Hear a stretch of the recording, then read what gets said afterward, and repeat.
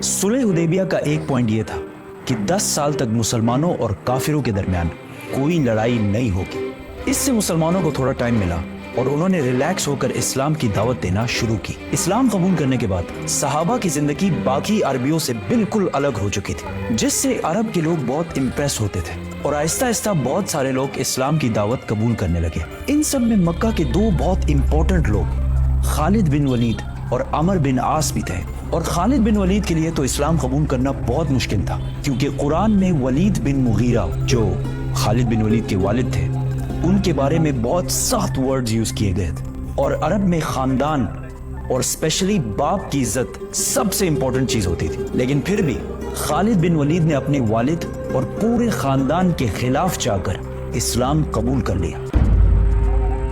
आहिस्ता आहिस्ता इस्लाम फैलता गया और रसूलुल्लाह सल्लल्लाहु अलैहि वसल्लम ने एक एम्बेसडर रोमन एम्पायर की तरफ भेजा, लेकिन इस एम्बेसडर को गस्सानी किंगडम ने बहुत ही बुरी तरह कत्ल कर दिया। ये गस्सानी किंगडम अरब और रोमन एम्पायर के बिल्कुल बीच में था और ये गस्सानी किंगडम रोमन एम्पायर का एक वेसल स्टेट था। वेसल स्टेट मतलब एक पपेट स्टेट। गस्सानी किंगडम का एम्बेसडर को मारना जंग के ऐलान जैसे था, और सिर्फ उस जमाने में नहीं बल्कि आज भी यूएन चार्टर्स में एम्बेसडर को मारना सबसे बड़े क्राइम्स में से एक है। रसूलुल्लाह सल्लल्लाहु अलैहि वसल्लम को जब पता चला तो उन्होंने फौरन 3000 लोगों की फौज जमा की और रोमन एम्पायर पर हमले का फैसला किया।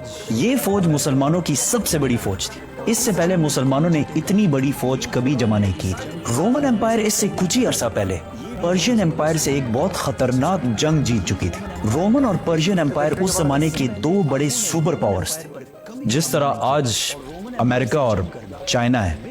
और इस जंग में कौन जीतेगा ये कुरान ने इस जंग के खत्म होने से पहले ही बता दिया। ये भी बहुत जबरदस्त स्टोरी है, तो सब्सक्राइब। ये रोमन एम्पायर का पीक दौर था। इससे पहले अरबों ने रोमन एम्पायर पर कभी भी हमला नहीं किया था और रोमन एम्पायर से जंग करना बिल्कुल सुसाइड समझा जाता था। जब अरबों को पता चला कि सिर्फ 3000 मुसलमान रोमन एम्पायर पर हमला कर रहे हैं तो उन्होंने बहुत मजाक उड़ाया और कहा कि इन 3000 में से एक भी बंदा जिंदा बचकर वापस नहीं आएगा और रोमन एम्पायर इसके बाद मदीना पर हमला करके मुसलमानों को खत्म कर देगा। रसूलुल्लाह सल्लल्लाहु अलैहि वसल्लम ने इस फौज का लीडर ज़ैद बिन हारिसा रज़ियल्लाहु तआला अन्हु को बनाया। इस्लाम से पहले ज़ैद बिन हारिसा को रसूलुल्लाह सल्लल्लाहु अलैहि वसल्लम का बेटा माना जाता था और बाकी फौज को बताया कि अगर ज़ैद बिन हारिसा शहीद हो जाए तो तुम्हारा नेक्स्ट लीडर जाफर बिन अबी तालिब होगा, जो हजरत अली रज़ियल्लाहु तआला अन्हु के भाई थे, और अगर जाफर भी शहीद हो जाए तो तुम्हारा लीडर अब्दुल्ला बिन रवाहा होगा। और इन्हें कहा उस जगह पर जाओ जहां इन्होंने हमारे एम्बेसडर को शहीद किया था और इन्हें इस्लाम की दावत दो। अगर ये लोग इस्लाम कबूल ना करें सिर्फ और सिर्फ तब इनसे लड़ाई करना, और हाँ, किसी बच्चे, बूढ़े या औरत को अंडर एनी सर्कमस्टांसेस नुकसान नहीं पहुंचाना और दरख्तों को भी नहीं काटना।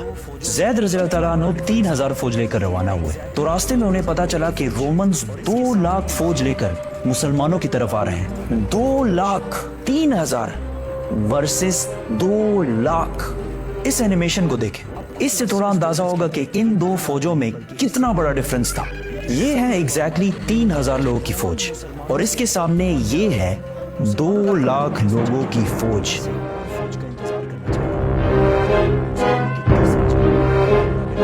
अब कुछ वेस्टर्न हिस्टोरियंस कहते हैं कि ये 2 लाख नहीं बल्कि इससे कम थे, लेकिन सब ये बात मानते हैं कि रोमन्स मुसलमानों से बहुत ज्यादा थे।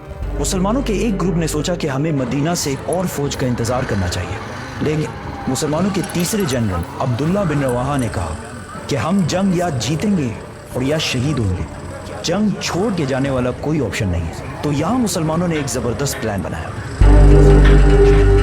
वो इस जगह को छोड़कर जहाँ पहले लड़ाई होनी थी पीछे हटे और मुता के 2 पहाड़ों के दरमियान रुके। अब इसका क्या फायदा था?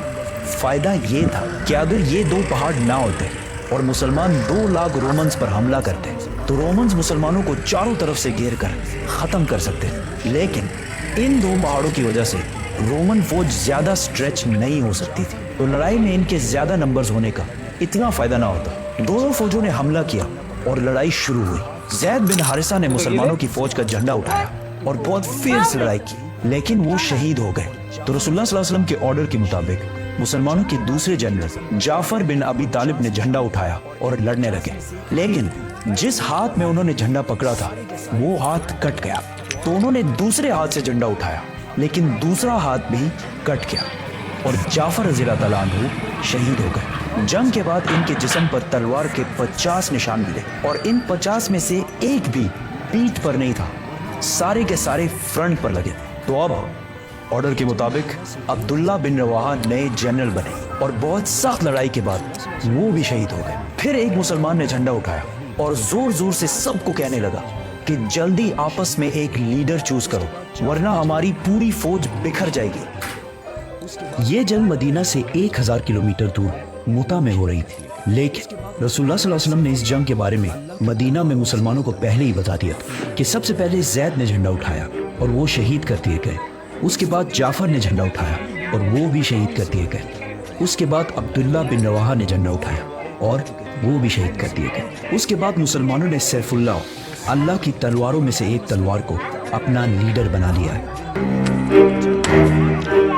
इस फौज में अब तक खालिद बिन वलीद एक आम सिपाही की तरह लड़ रहे थे और लड़ते लड़ते 9 तलवारें तोड़ चुके थे और ये मुसलमानों की तरफ से उनकी पहली जंग थी। तो सारों ने unanimously without any doubt Khalid bin Walid को जंग के दरमियान ही अपना लीडर और जनरल बनाया।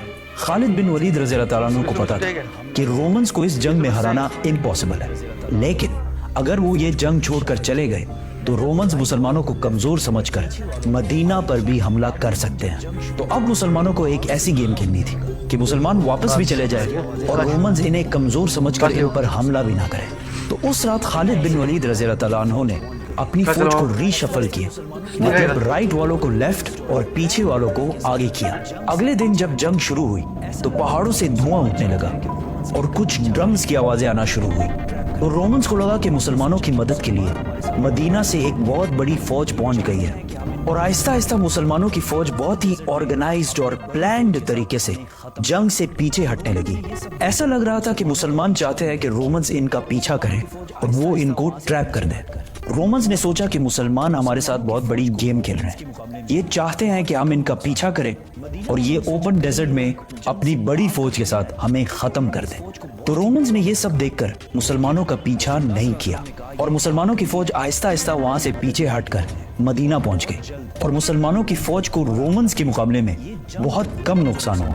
मदीना वालों ने सोचा कहीं ये लोग जंग से भाग कर तो नहीं आए, तो उन्होंने इस फौज को बहुत ही बुरा भला कहा, लेकिन रसूलुल्लाह सल्लल्लाहु अलैहि वसल्लम ने कहा ये भाग कर नहीं आए, ये हमारी मदद लेने के लिए आए हैं और बहुत जल्द हम रोम पर दोबारा हमला करेंगे। ये जंग तो रोमन्स और मुसलमानों के दरमियान थी, लेकिन पूरा अरब इस लड़ाई को बहुत गौर से देख रहा था, क्योंकि पहली बार अरब ने माइटी रोमन एम्पायर की ताकत को चैलेंज किया था। तो जब उन्होंने देखा कि 2 लाख फौज से लड़ने के लिए सिर्फ 3000 लोग गए और ठीक ठाक वापस भी आ गए, तो ये अरब की तारीख में बहुत ही इम्पॉसिबल काम हुआ, जिससे बाकी अरब के दिलों में मुसलमानों के लिए बहुत इज्जत पैदा हुई। और अरब के वो कबीले जो हर जंग में खंदक, बदर, ओहद में मुसलमानों के हमेशा खिलाफ होते थे, जंगे मुता के बाद इस्लाम की तरफ आने लगे और मदीना की ये छोटी सी रियासत आहिस्ता आहिस्ता हर तरफ फैलने लगी। अब यहाँ कुछ हिस्टोरियंस कहते हैं कि रोमन्स इतनी छोटी फौज से